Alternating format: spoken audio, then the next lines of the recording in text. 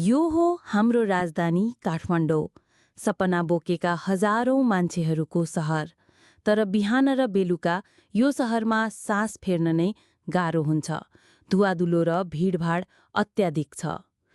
यो केवल सहर मात्र होइन, हरेक दिनको सङ्घर्ष हो। सार्वजनिक सवारीमा यात्रा गर्न कठिन छ। ट्राफिक व्यवस्थापन कमजोर छ, सवारीको सङ्ख्या बढी अनि सार्वजनिक सवारी व्यवसाय नागरिक सेवाप्रति जिम्मेवारीहीनता छ। तर यस्तै भिडमा सयमा एक दुईजना हुन्छन् मानवता देखाउने। सानो सहयोग, ठूलो सास।